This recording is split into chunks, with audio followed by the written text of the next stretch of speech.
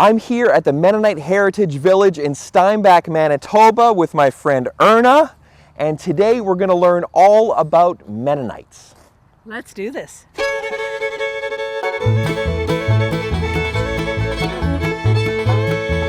Okay, so this is a sod house.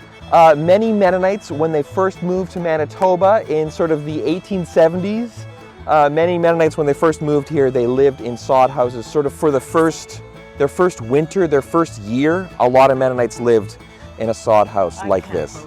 I can't believe it. Let's look inside. The Semlin.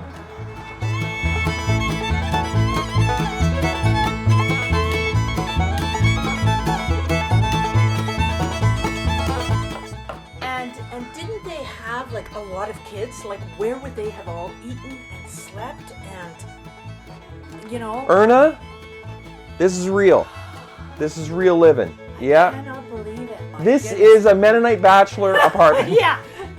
No, right? No families in this. Because, one bedroom. Wow. No bathroom. Bathroom's outside. Yeah. Figure that one out on your own. Oh my goodness. And look at these beds. And I guess they would have just had like hay mattresses or, oh yeah. Hey, you're right. Hay. Hey. Hey. Yeah, I guess you Mennonite men, were they smoking pipes? No pipes. Pipes? No pipes. I don't know. Would they have smoked pipes? Seeds. Sunflower seeds. Yes. Yeah. Chewing the sunflower seeds. That's right. Yeah, making a little mattress for the babies. Wow. Like this place, you could get this place toasty warm, get it heated like it has that cave hibernation feel. It does. It totally does. You know? For a lot of Mennonites, their first home was a sod home. You know? It's a starter home. Wow. Yeah.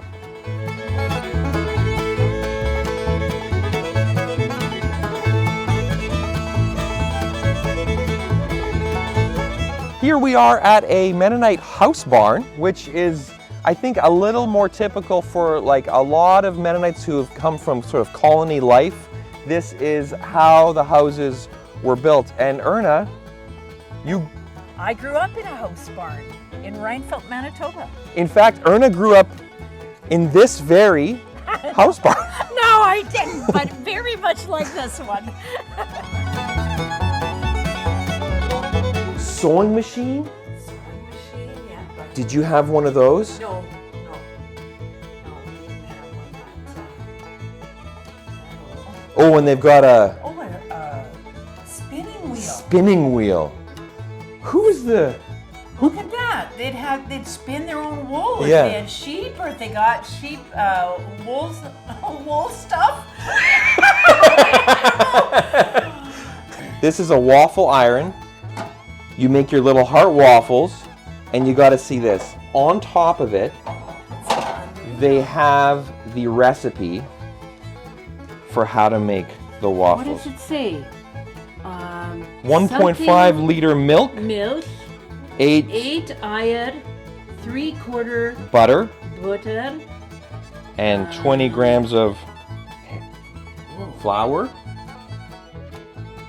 Hefe? Might be. I don't know. It might be yeast? No. But this is it. This is your recipe. Look at that. For how to make your waffles. And you know what? These waffle irons are very rare. I still have one that has a handle on it. So you can make them over the fire when you're camping, or you put them on the element now of our modern stoves. Yes. And you get heart-shaped No, those waffles. camping ones are fun. Stick it right in the fire. Yeah. That's cool. And the pantry has a crawl space underneath where my mom would keep all the canning. Oh. You know, and we'd have some canning here too, of course. Yeah. But it actually opens up. It's a really creepy basement. Like you can't stand up in it. Crawl space. Crawl space only. Wow.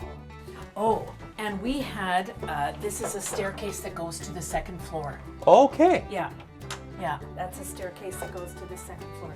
Now, the house that I grew up in, we had a little summer kitchen here.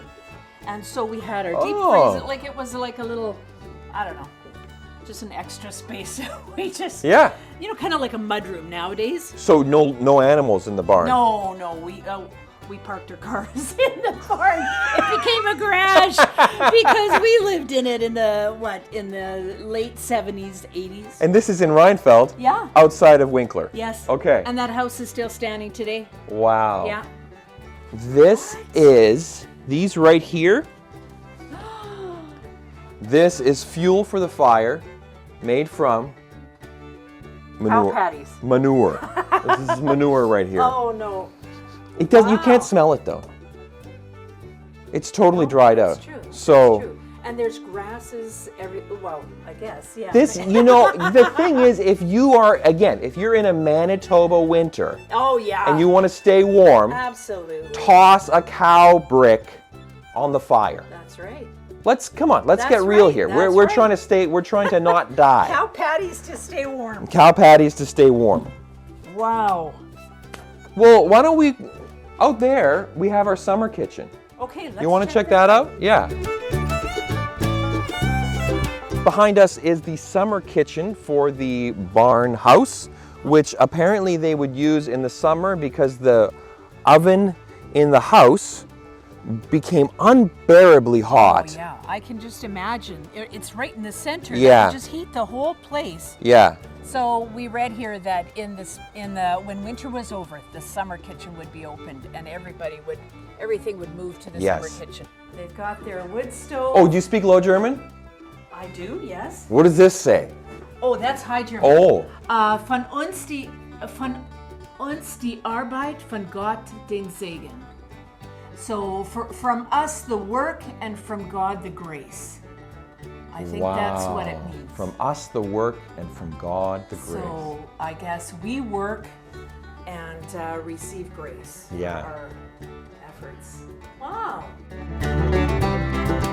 We got ourselves some ground cherries from this traditional Mennonite garden here. These are like little these are little like tomatoes wrapped in a little package. A little wrapping, Yeah. and out comes the fruit. Yeah. And they're called ground cherries. Yeah. Cheers. Cheers. Let's try one. Oh, Oh, I was expecting it to be really tart, it's super sweet. very sweet. Mm-hmm. This would make great jam Mhm. or sauce. The ground cherry. Wow. Yeah. Look at what we've learned. Yeah. 10 out of 10. Absolutely. Now, I grew up Yeah. eating rhubarb with a bowl of sugar beside. So this is fresh rhubarb picked from the garden. Just to clarify, as a kid, I never ate this plain. I always dipped it in white sugar. Cheers. Cheers. Take a big bite.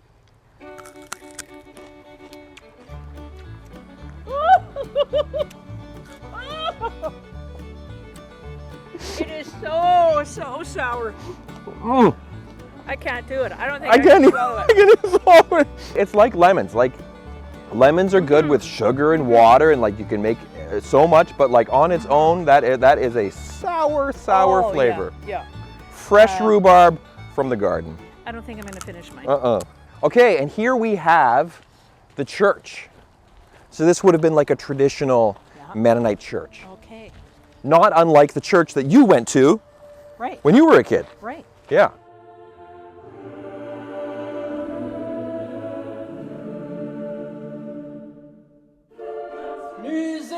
Nummer 422. You know, and then And what does that mean? now we will sing hymn number 400 and what's 20. I know that for me, as a Mennonite, as a Mennonite by faith, like coming to the village, and sort of as a Mennonite by ethnicity, you think, well, this is some ancestor or relative of mine might have lived in a sod house. Yeah. Some ancestor or relative of mine might have lived in a house barn. But to come into a church, I really feel like, well, this is it. Yeah. This is directly part of that lineage that goes right to where it all began. Like the Mennonites did not begin as an ethnic group. Right. It didn't begin as a culture. No. It came out of a Christian Faith. people Yeah. So for me, there's a connection here where this is really where that flame was kept alive. Yeah. Okay, so behind us is a school. It's Erna's a teacher. It is actually, well, yeah, as you can see, there's the British flag. This is a public school, which there's a whole issue with Mennonites and schools. We don't have to get into all that. Let's go check out the school. Let's check it out.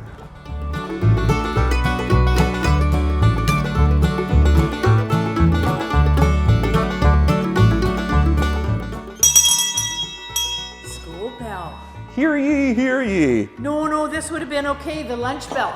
Oh. You ring it so that all the kids come back after lunch or in the morning. Stories ever new. Wow. The elves and the shoemaker. You know, if I was a student here at this time in a Mennonite village, I could be thinking about getting back to the field. Yeah. You know, how long can it take? How long do I have to sit here until I can go back and do the thing that I'm supposed to be doing? Right. This is exactly like you said, this is what all the grades would have been. Yeah. So this is, a school like this is where your dream of being a teacher would have began. Sure. Yeah. It did. Oh boy. Wow. And there's the windmill. Look at that windmill. What did they use windmills for? Let's go all the way up, and I'll walk you through it. Yeah. So just to be clear, this is a layperson's explanation. This is not an official explanation of a windmill, but as we know, when it's windy, then this thing turns, right? And you've got these slats that you can catch the wind or let it through. So you're turning this, right? And that's what's gonna move the whole mechanism on a windy day. As you can see, there's that rod that goes through. It connects to a gear up there, and it comes right down to this piece right here, right?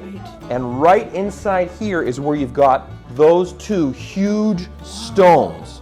So they are gonna be moving and grinding against each other, right?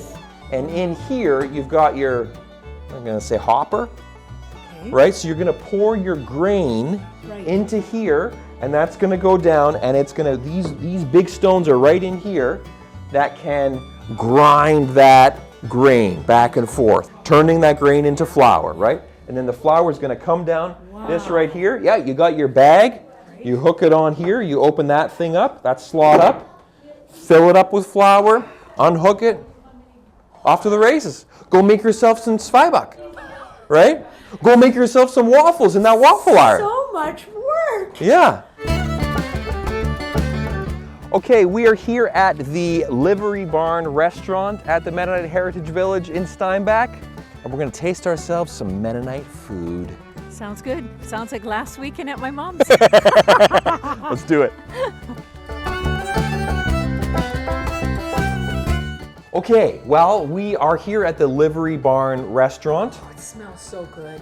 Yeah, and it is also, I mean, like a lot of things at this village, it's a barn that's been converted into something because, again, the Mennonites were a farming people.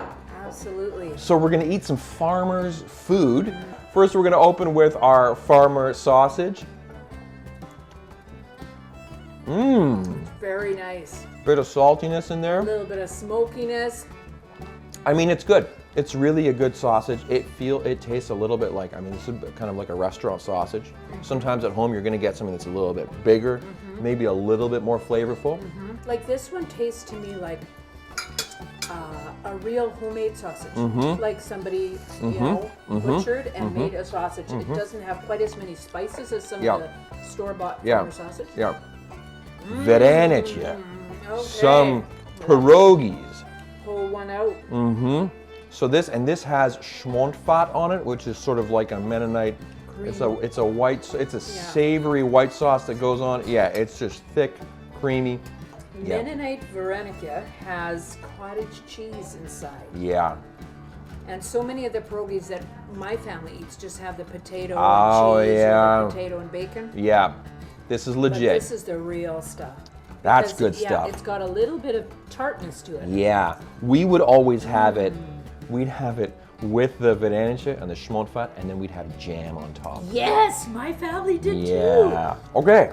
Now we've had our we've had our Formenworst and our Vedanje, and next we're gonna have ourselves some Kampsborscht.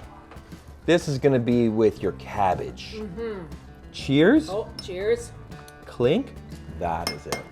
You don't even need anything else. And I mean, we don't even have a Steinbach. We have a slice of really good bread there, Yeah. it looks like, but not even needed. You know, it's good soup, yeah. but it also it feels like it's reliable. Right. You know, it feels like this is, the it soup's wrong. gonna taste like this every time. You know? Yeah. Oh, that's delicious. Beautiful. Just delicious. Okay. Some rhubarb plots. The way it's meant to be eaten. So With sugar. we just a few minutes ago we went and we tasted ourselves some raw rhubarb, and we had a wonderful time being overwhelmed by the unadulterated flavor Yes. of a slightly underripe rhubarb, which is about as sour as you can get, it's terrible. and it makes your mouth dry and pasty. But the amazing thing about rhubarb is if you let it get ripe and you pick it and you cook it just right, Yeah. you can get use so many things. you can get a rhubarb plot. So a plot is another Mennonite classic kind of they do a lot of sheet cakes. Mennonites do flat cakes. Yeah, cheers. Cheers. You got the crumble on top, giving it even more sweetness, and the bottom you've got the moistness of the rhubarb sort of even soaking down into the dough at the bottom. So it's not too dry, it's Right. not too wet, it's nice and sweet, but the rhubarb gets a bit of flavor. Absolutely. Yeah.